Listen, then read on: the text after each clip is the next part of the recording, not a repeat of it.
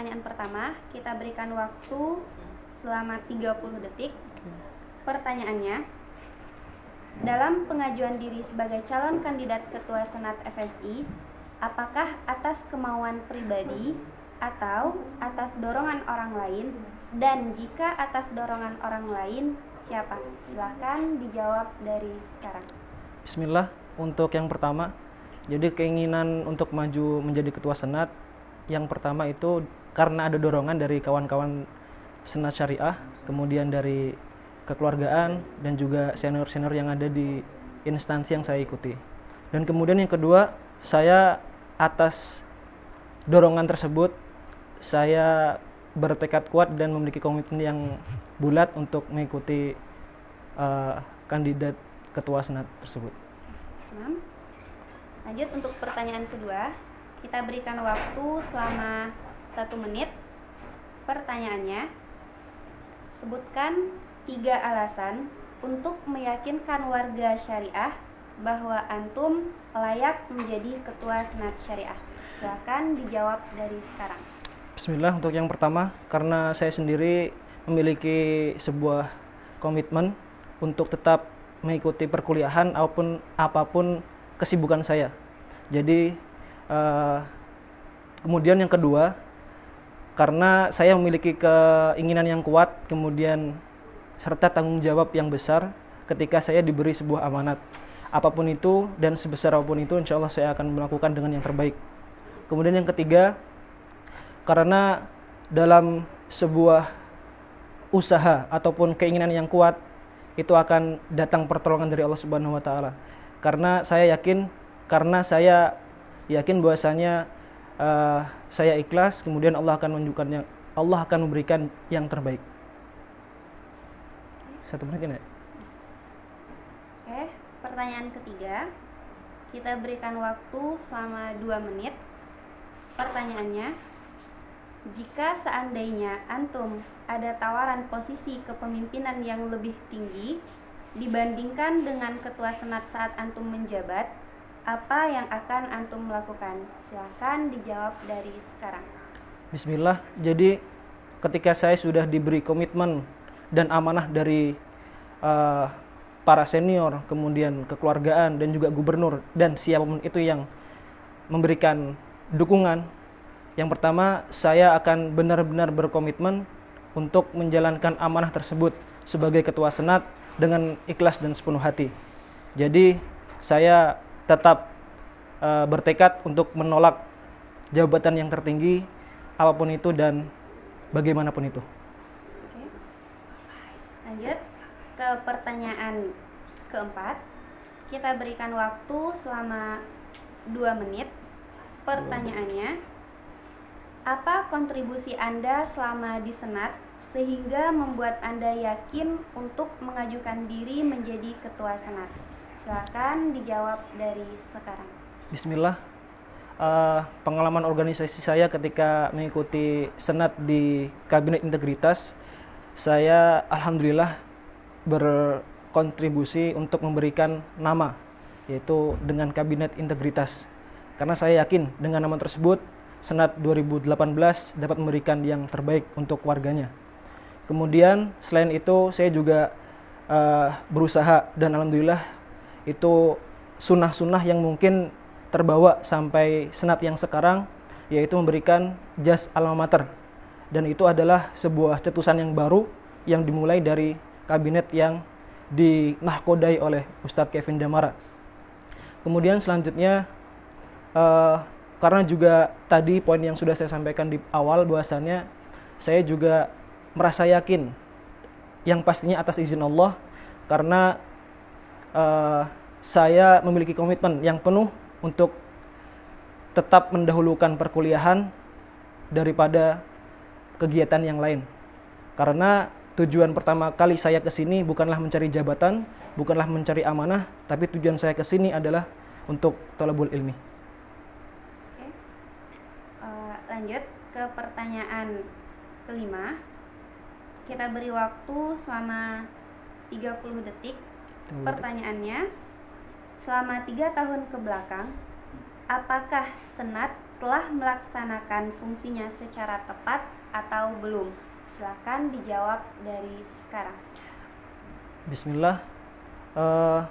Saya merasa 3 tahun ke belakang mungkin Senat sudah melakukan tugasnya sebagai wadah yang berkontribusi untuk meningkatkan akademis dari mahasiswa tersebut. Namun perlu digarisbawahi bahwasanya ada beberapa poin yang mungkin menyebabkan Senat 2 tahun ke belakang ini, khususnya tahun kemarin, itu masih mungkin bisa dikatakan belum maksimal. Oke. Pertanyaan selanjutnya, pertanyaan ke-6, kita berikan waktu selama 2 menit. Pertanyaannya, hal apa yang menurut Anda masih kurang dan belum diwujudkan oleh Senat dan untuk diwujudkan tahun ini? Silakan dijawab dari sekarang. Bismillah. Untuk hal yang mungkin belum diterapkan oleh Senat sebelum-sebelumnya, tahun ini ataupun tahun yang sebelumnya lagi, yang pertama mungkin saya ingin membuat sebuah sebuah kalender akademik. Mungkin teman-teman yang di Indonesia juga tidak asing dengan istilah tersebut, yang mungkin dengan adanya kalender akademik tersebut dapat mempermudah mahasiswa Syariah Islamiyah untuk lebih bisa mempersiapkan dirinya untuk menghadapi ujian termin 1 maupun termin 2. Itu yang pertama. Kemudian yang kedua adalah saya ingin memaksimalkan Syariah Islamiyah, Senat Syariah Islamiyah, yaitu dengan membentuk tim silabus. Ya, karena kita ketahui mungkin dari beberapa teman-teman yang ada di kampus itu ada yang memiliki kesibukan lain, ataupun entah itu di organisasi, di kekeluargaan. Saya ingin membentuk sebuah tim silabus yang mana tim tersebut akan berfungsi untuk merangkum materi yang sudah disampaikan oleh doktor dari diktat yang ditentukan oleh kuliah. Itu yang kedua. Kemudian selanjutnya yang ketiga adalah bahwasanya nanti ketika diberi kesempatan untuk menahkodai Fakultas Syariah Islamiyah, saya ingin membuat sebuah seminar online, yaitu tentang yang berjudul Daurah Kader Dai, yang mana dari daurah tersebut memiliki sebuah tujuan untuk mempersiapkan para mahasiswa, khususnya mahasiswa Syariah Islamiyah, untuk lebih mempersiapkan diri dan mematangkan diri untuk menjadi seorang dai ketika nanti kembali ke Indonesia dan akan terjun di masyarakat.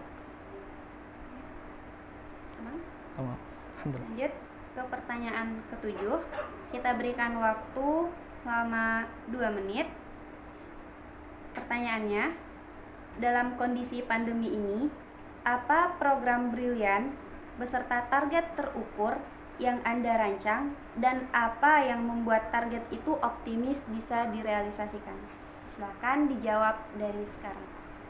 Bismillah.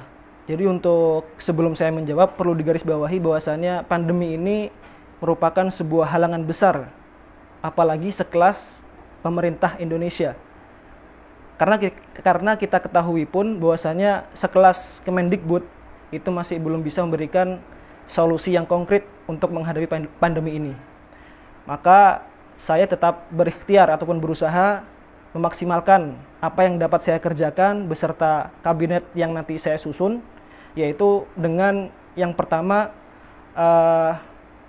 menyusun kabinet kerja yang aktif, bertanggung jawab dan solid demi terwujudnya sebuah organisasi yang responsif dan akseleratif. Kemudian untuk acara tersebut mungkin kita lebih mengoptimalkan ke acara dan seminar online. Seperti yang saya sampaikan, untuk acara perdana online yang ingin saya canangkan yaitu adalah pentingnya pengetahuan kepada masyarakat, khususnya mahasiswa Fakultas Syariah Islamiyah, tentang sejarah Palestina. Karena kita ketahui di akhir-akhir ini sudah viral, entah itu di Instagram, kemudian di Facebook, tentang Palestina yang kini nama negara tersebut sudah dihapus dari Google. Dan ini saya rasa merupakan sebuah konspirasi yang sangat penting diketahui oleh seluruh masyarakat Syariah Islamiyah khususnya. Karena mau tidak mau Palestina memiliki peran penting untuk sejarah Islam dan juga Indonesia. Dan itu yang ingin saya optimalkan untuk kedepannya. Dan saya merasa yakin hal tersebut akan terlaksana karena sebelum melaksanakan sebuah program kerja, saya sudah meyakinkan. Oke. Kita lanjut ke pertanyaan ke-8. Kita berikan waktu selama 3 menit. 3 menit. Pertanyaannya, sebagai calon ketua, antum adalah perwakilan dari mahasiswa Indonesia. Selain memiliki retorika yang baik, antum juga harus memiliki kemampuan bahasa yang mumpuni. Okay. Sekarang silahkan berbicara dalam bahasa Arab tentang beberapa permasalahan mahasiswa Indonesia kepada Amit Kuliah. Bayangkan posisinya sebagai antum mengadu sebuah permasalahan atau beberapa permasalahan tentang mahasiswa Indonesia kepada Amit Kuliah dalam bahasa Arab. Silahkan dimulai dari sekarang. Bismillahirrahmanirrahim. Assalamualaikum ya doktor.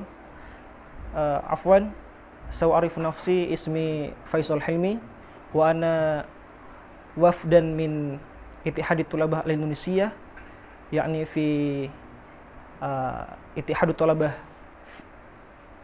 Tulabah al-Kulliyah Asy-Syariah al-Islamiyah al-Indonesia.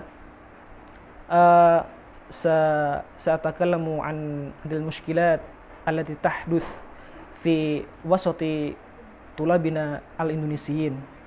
Awalan, ala anna at-tulab al-Indonesiyin hum عندهم المشكلة الكبيرة يعني في فهم اللغة العربية، لأن كثير من المدرسين من الأساتذة المدرسين هم ينطقون باللغة العامية،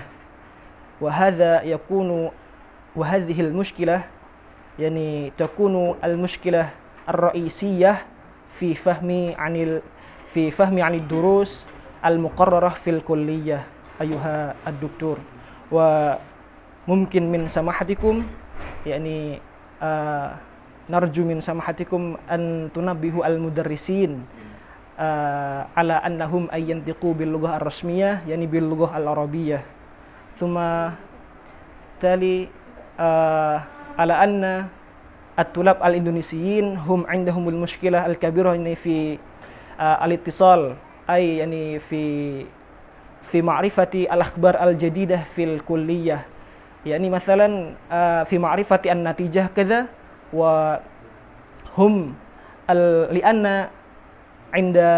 عندما ينظرون في صفحة فيسبوك هم يرون على أن الصورة هذه غير واضحة، وهذه المشكلة تبدو من